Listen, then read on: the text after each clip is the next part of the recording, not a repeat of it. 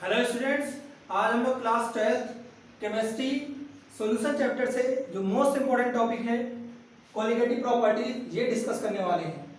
तो सबसे पहला क्वेश्चन यही आता है कि what are the qualitative properties and condition of the qualitative properties. तो ये चीज हम लोग समझते हैं सबसे पहले कि क्वालिटेटिव प्रॉपर्टी की डेफिनेशन और कहाँ पे आप क्वालिटेटिव प्रॉपर्टी को अप्लाई करेंगे। ठीक है, तो क्वालिटेटिव प्रॉपर्टी स्टूडेंट वो होता है जो सॉल्यूशन में प्रेजेंट सोल्यूट के नंबर्स पर डिपेंड करती है। आप जानते हैं कि सॉल्यूशन में दो पार्ट होते हैं, सोल्यूट एंड सॉल्वेंट। तो जो सोल्यूट का नंबर्स होगा क्वालिटेटिव प्रॉपर्टी उसी पर डिपेंड करती है। तो आप बेसिकली इस तरीके से आप डिफाइन कर सकते हैं कि qualitative property are the properties of the solution which depends on the number of solute particle present in a solution. ठीक है, तो सॉल्यूशन ये आप कह सकते हैं कि qualitative property directly proportional to number of solute particles present in a solution. Student यहाँ पे डेफिनेशन लिखी गई है, आप देख लो कि qualitative property defined as the one which depends on the number of solute particle but not depends on the nature of solute. Solute का क्या नेचर है, मतलब आप सोल्यूट कौन सा ले रहे हैं, किस टाइप किस नेचर का ले रहे हैं, उस पर डिपेंड नहीं करती है क्वालिटेटिव प्रॉपर्टी, बट सोल्यूट के नंबर्स की सोल्यूट कितना अमाउंट में है उस पर डिपेंड करती है। ठीक है, तो क्वालिटेटिव प्रॉपर्टी के लिए तीन कंडीशन है, इसको आप लोग बहुत ध्यान से सुनिए। फर्स्ट कंडीशन यही हो गई कि qualitative property depends on the number of solute particle, and second point इसमें ये आता है student qualitative property studied for non volatile solute.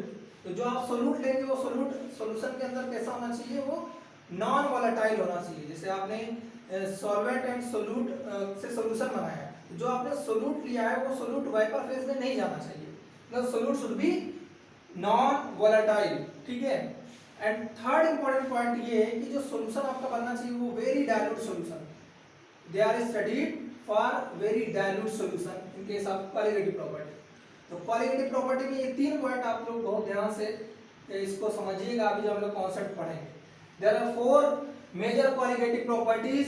First one is relative lowering of vapour pressure, elevation in boiling point, depression in freezing point and osmotic pressure.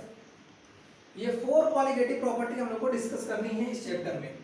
ठीक है, तो यहाँ पे आप देखो व्हाट आर द यूटिलिटी। सबसे पहला point यही आता है कि इसका अगर आपसे कोई पूछे कि why we study qualitative property, क्यों पढ़ रहे हो आप, तो इसका सिंपल सा रीजन है to find the molar mass of a non volatile solute.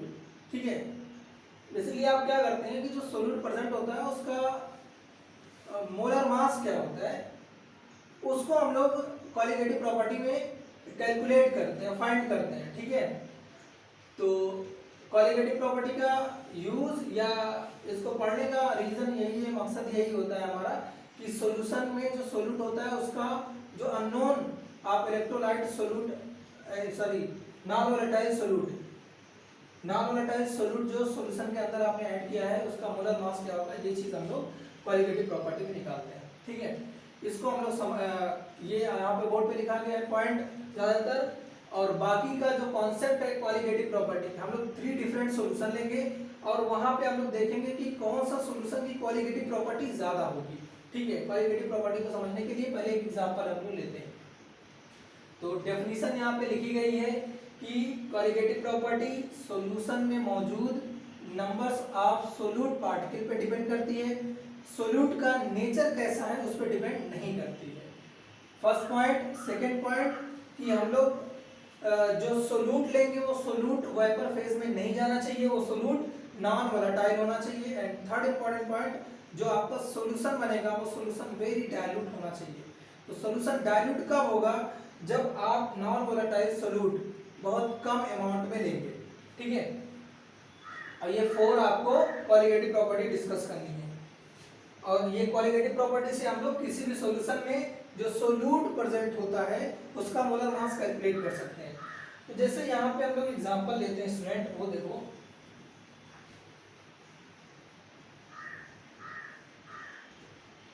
जैसे आपने सपोज करो ये 3 सॉल्यूशन लिया, ये 3 कंटेनर हैं,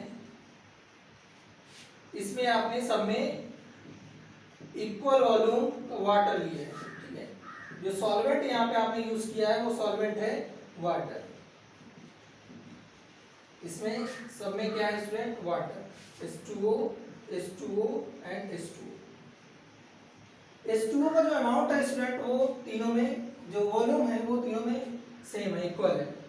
अब क्या कर रहे हैं, फर्स्ट वाले बीकर में हम लोग NaCl डिसॉल्व कर रहे हैं, ठीक है, ये नॉन वोलेटाइल होता है। और सेकेंड वाले में हम लोग सपोज करो यहाँ पे MgCl2 डिसॉल्व कर रहे हैं, थर्ड में AlCl3 डिसॉल्व कर रहे हैं, ठीक है, ये हमने इसमें डिसॉल्व कर दिया। अब क्वेश्चन ये आ रहा है कि किसकी क्वालिटेटिव प्रॉपर्टी ज्यादा होगी, ठीक है, फर्स्ट, सेकेंड या थर्ड। तो अब देखो कि आपने देखा कॉन्सेप्ट जो पढ़ा है कि qualitative property number of solute particle या नंबर ऑफ आयंस, सोल्यूट के जो आयंस होते हैं या सोल्यूट के जो पार्टिकल्स होते हैं उस पर डिपेंड करती है। तो जब आप NaCl को वाटर में डालेंगे तो किस टाइप की रिएक्शन होगी, ये देखो यहाँ पे, इसको हम लोग इरेज कर देते हैं।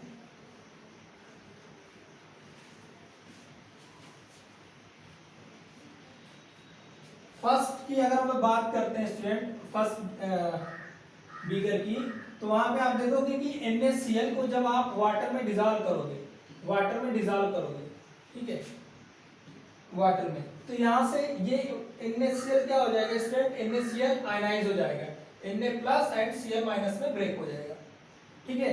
ऐसे ही जो सेकेंड वाले में आपने क्या किया है, MgCl2 लिया है, MgCl2 को वाटर में डिसॉल्व किया है, तो वहां पे आप देखेंगे कि ये ब्रेक हो गया है, क्योंकि ये सब क्या होते हैं, इलेक्ट्रोलाइट होते हैं, Cl-, इसको बैलेंस करने के लिए 2Cl- करना पड़ेगा। एंड थर्ड वाले में स्टूडेंट आपने देखा कि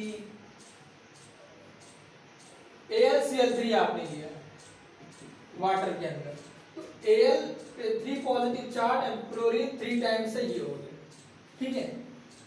तो आप देखोगे, ऑब्जर्व करोगे कि ये जो NaCl सोल्यूट था इसका कितना आयन मिलता है, देखो यहाँ पे आगे 1 होता है, 1+ एंड 1-, टोटल आयन इसमें मिल रहा है स्टूडेंट 2, ठीक है। सेकेंड वाले पार्ट में आप देखेंगे कि ये 1 है और यहाँ पे 2 है, टोटल इसमें कितने आयन मिल जाएंगे आपको, 3। एंड ये थर्ड वाले बीकर में आप देखेंगे कि ये 1 है आयन और ये 3 आयन, तो टोटल आयन आपको मिल जाएंगे 4। तो आप देखोगे कि थर्ड बीकर में जो सॉल्यूशन बना है उसमें नंबर ऑफ सोल्यूट के जो आयंस हैं, AlCl3 के जो आयंस हैं उनके नंबर ज्यादा हैं। अगर नंबर ऑफ सोल्यूट पार्टिकल्स ज्यादा है, नंबर ऑफ सोल्यूट आयंस ज्यादा हैं, तो उसकी क्वालिटेटिव प्रॉपर्टी भी ज्यादा होगी, क्योंकि इन दोनों में एक पॉजिटिव रिलेशन होता है, मतलब ये दोनों डायरेक्टली प्रोपोर्शनल होते हैं, ठीक है। तो क्वालिटेटिव प्रॉपर्टी AlCl3 की सबसे ज्यादा होगी, उसके बाद होगी MgCl2 की, और NaCl की क्वालिटेटिव प्रॉपर्टी सबसे कम होगी। ये एक एग्जांपल था जिसके थ्रू आप क्वालिटेटिव प्रॉपर्टी को समझ सकते हैं, ठीक है। अब हम लोग स्टार्ट करते हैं ये जो क्वालिटेटिव प्रॉपर्टीज हैं, 1 बाय 1 इसको हम लोग देखते हैं कि रिलेटिव लेवलिंग वेपर प्रेशर से स्टार्ट करते हैं फर्स्ट, और ये बहुत इंपॉर्टेंट है, इसलिए इसको आप बहुत ही ध्यान से समझिएगा, सुनिएगा, ठीक है।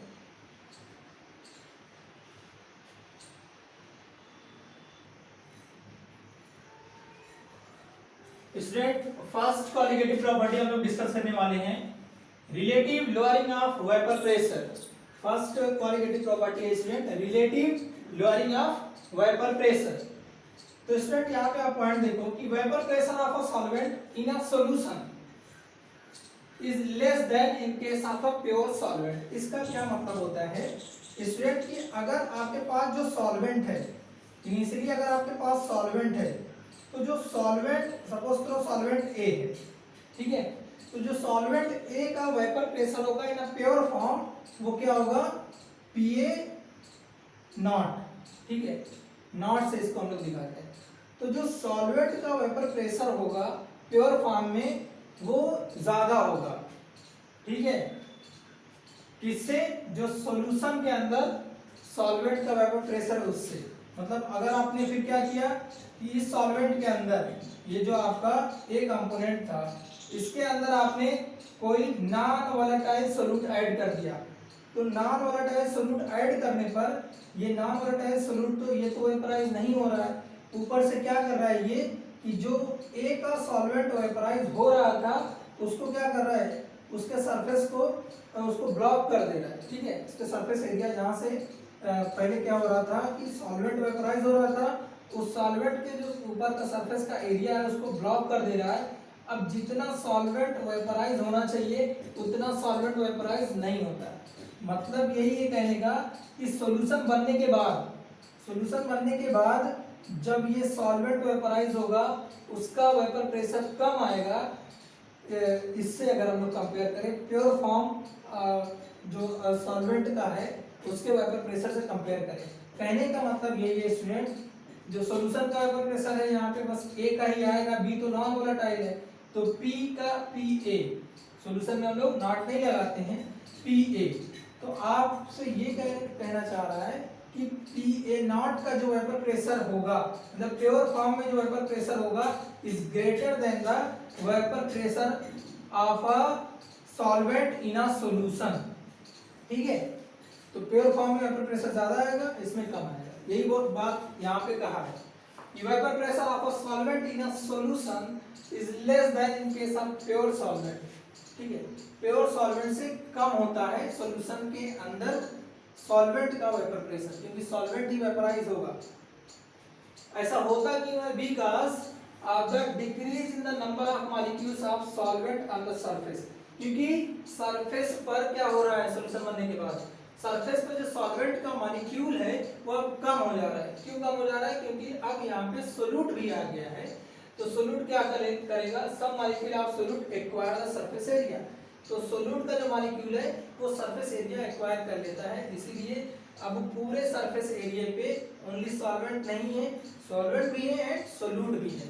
ठीक है, तो अब जितना फ्रीली यहाँ पे वेपर बन रही थी यहाँ पे सॉल्यूशन बनने के बाद उतना फ्रीली वेपर नहीं बनेगी। मतलब कहने का सॉल्यूशन के अंदर सॉल्वेंट का वेपर प्रेशर कम हो जाएगा। कम क्यों हो रहा है? क्योंकि हम लोग नॉन वोलेटाइल सोल्यूट मिला रहे हैं, वो तो खुद वेपराइज नहीं हो रहा है, ऊपर से सरफेस एरिया को एक्वायर कर ले रहा है। ठीक है, तो ये वाला पॉइंट इंपॉर्टेंट है, इसको आप लोग समझ लीजिए, ये चीज यहाँ पे लिखी गई। अब इसको हम लोग इसका डेरिवेशन करते हैं, क्या फॉर्मूला निकल करके आता है। तो राउल्ट्स लॉ से आपने पढ़ा है कि in a pure form P A is directly proportional to mole fraction of a component A. यहाँ पे हम लोग कांस्टेंट लगाते हैं जिसको हम लोग P A not X A बोलते हैं। ठीक है, तो यहाँ पे देखिए P A equal to P A not X A, जो आपका सेकेंड कंपोनेंट होगा वो तो वेपराइज नहीं होगा। तो यहाँ से देखो बड़ा सिंपल सा कॉन्सेप्ट है, तो मोल फ्रैक्शन ऑफ अ कंपोनेंट ए क्या है, आपने पढ़ा है कि सॉल्यूशन का जो मोल फ्रैक्शन है, mole fraction of a component A plus mole fraction of a component B is equal to 1। हम लोग को चाहिए X A, X A is equal to क्या हो जाएगा स्टूडेंट 1 माइनस एक्स बी, ये आपने मोल फ्रैक्शन के केस में पढ़ा है। तो P A is equal to क्या हो जाएगा स्टूडेंट यहाँ से P A not X A की जगह पे आप क्या पुट कर सकते हैं 1 माइनस एक्स बी। ऐसा क्यों? क्योंकि we know that sum of the mole fraction of each component is equal to 1, ये आपने पढ़ा।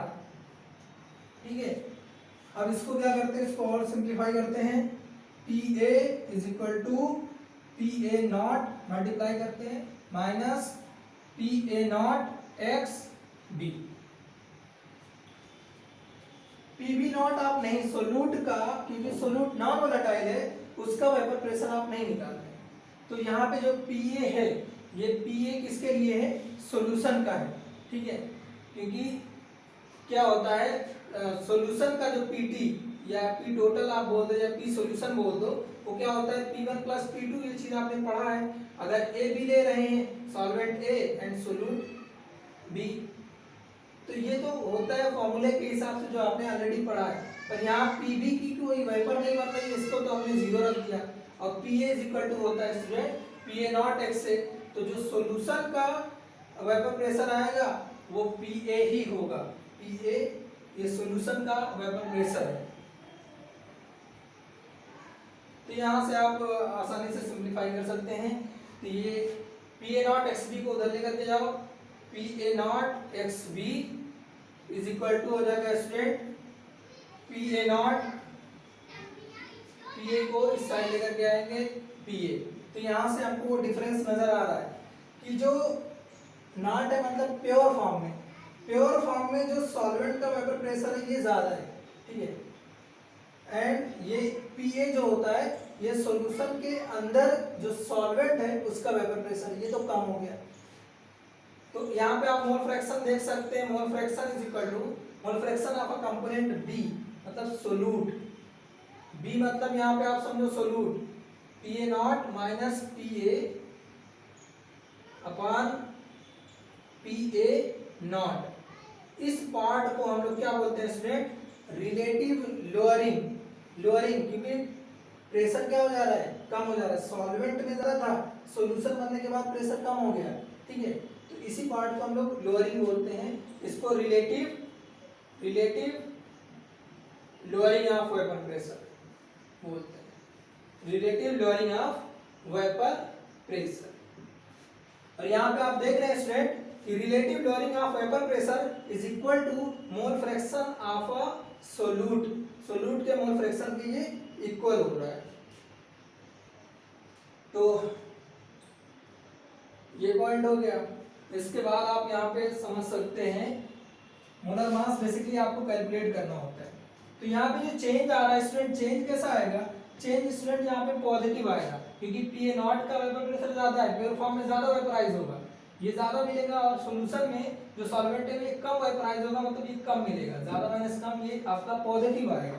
तो X B is equal to आप लिख सकते हैं student X B is equal to जो चेंज आ रहा है प्रेशर का वो पॉजिटिव आ रहा है। तो इस पार्ट को हम लोग इस तरीके से चेंज से भी दिखा सकते हैं, मतलब जब भी डेल्टा पी आपका कहीं दिया रहे इसका मतलब ये होता है P A not minus P ए, ठीक है, ये आप समझो, एंड पी ए नॉट। तो यहाँ से mole fraction of component B, mole fraction क्या होता है student, moles of solute upon moles of solute plus moles of solvent, delta P upon P A nought, ठीक है। अब यहाँ पे स्टूडेंट मैंने स्टार्टिंग में ही आपको कंडीशन बताई थी कोलिगेटिव प्रॉपर्टी की कि जो सॉल्यूशन होना चाहिए वो आपका डाइल्यूट सॉल्यूशन होना चाहिए। तो डाइल्यूट सॉल्यूशन में जो नॉन वोलेटाइल सोल्यूट है उसका अमाउंट कम होना चाहिए तभी डाइल्यूट सॉल्यूशन होगा। तो यहाँ पे जब भी आप कोलिगेटिव प्रॉपर्टी का कोई सा भी क्वेश्चन सॉल्व कर रहे हो तो वहाँ पे जो डिनोमिनेटर में आपका सोल्यूट के मोल्स होंगे उसको आप नेग्लेक्ट कर दीजिएगा, क्योंकि भी Na का Na जो है वो मच ग्रेटर देन Nb होता है, ठीक है, ये होता है। इसलिए आप क्या करेंगे यहाँ पे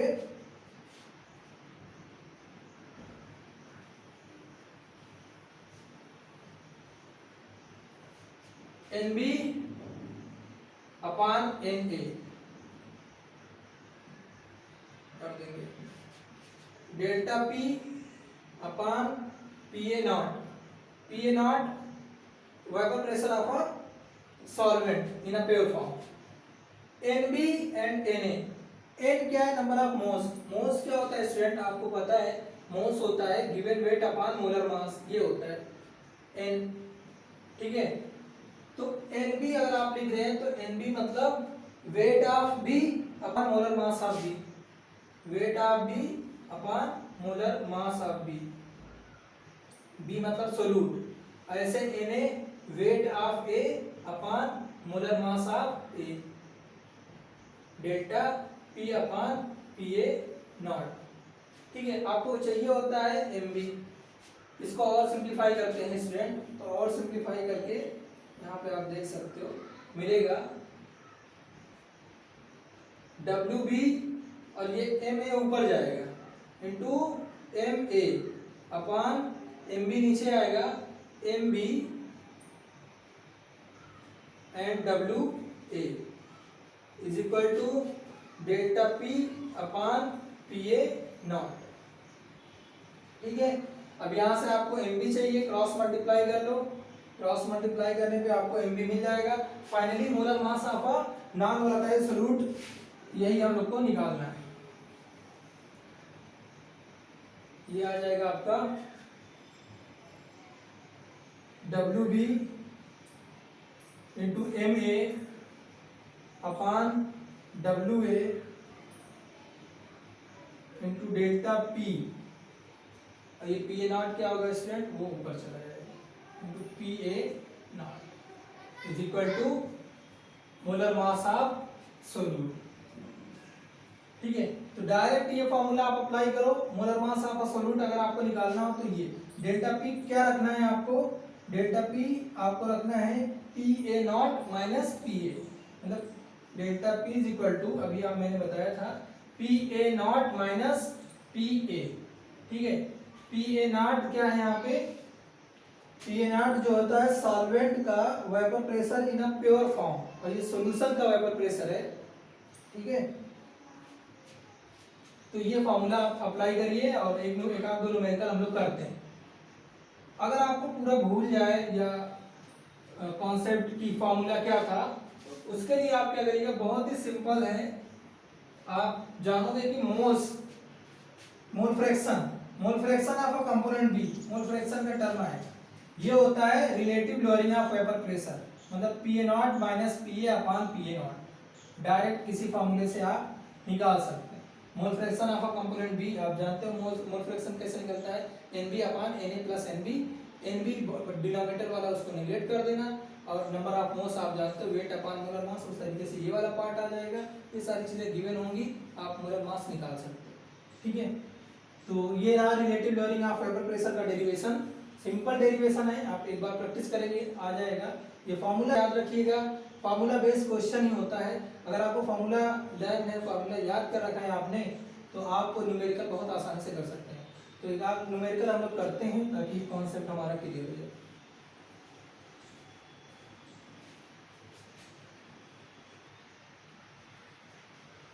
तो स्टूडेंट यहाँ आप देख सकते हैं relative lowering of vapour pressure से रिलेटेड एक न्यूमेरिकल है।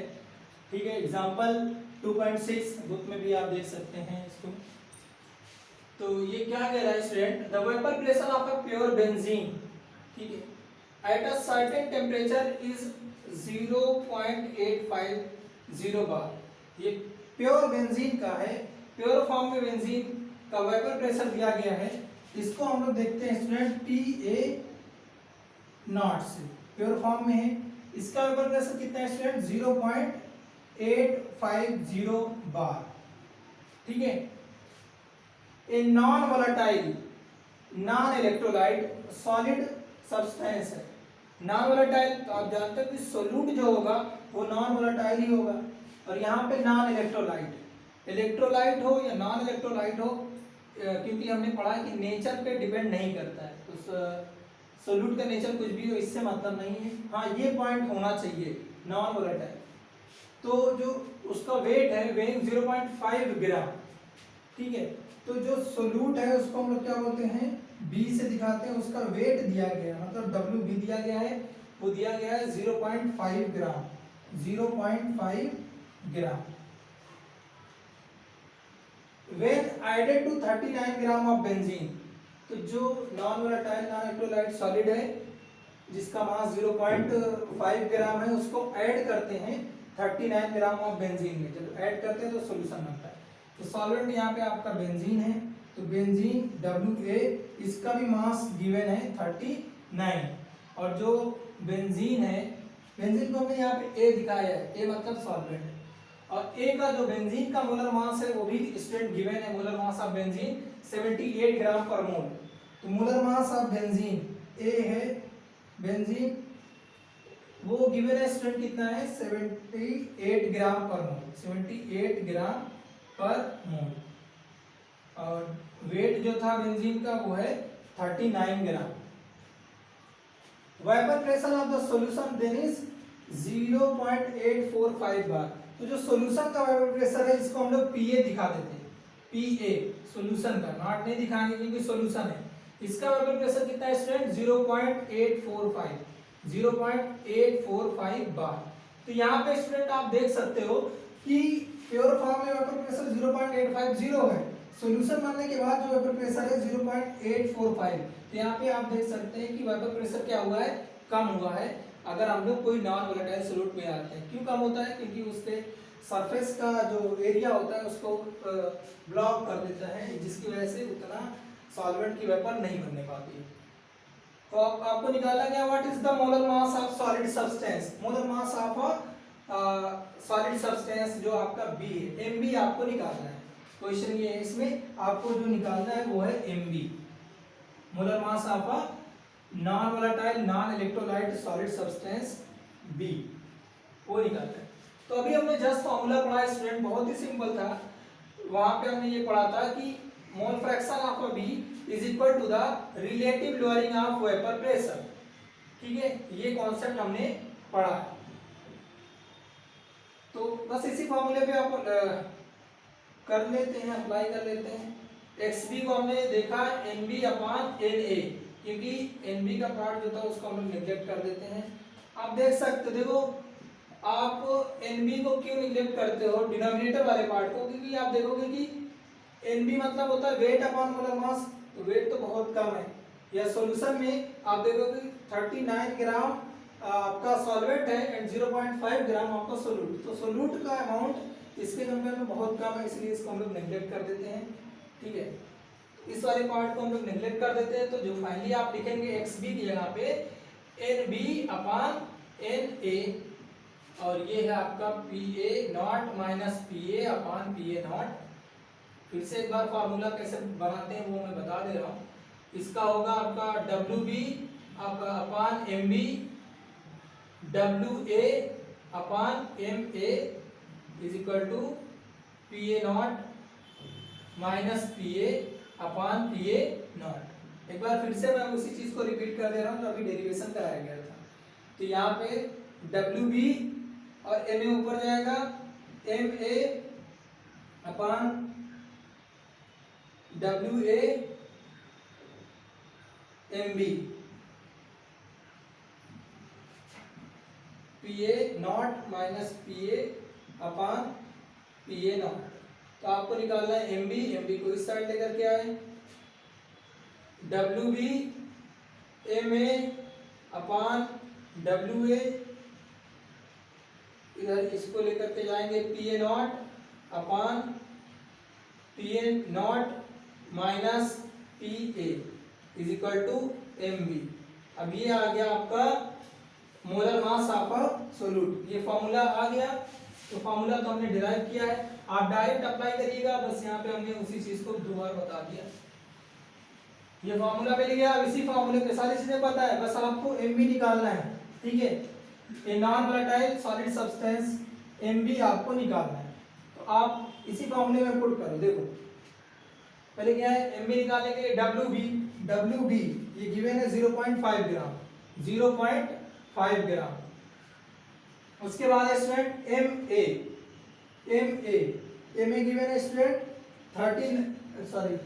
78 ग्राम, molar mass of a benzene 78 gram into P A not student है, यहाँ पे आप देख सकते हैं पी ए नॉट है 0.850 divided by W A 39 gram into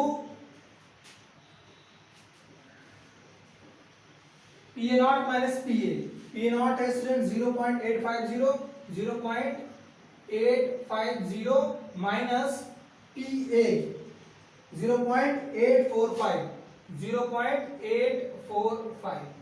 ठीक है, अब क्या करेंगे, बहुत आसान है, सिंप्लीफाई कर लेना।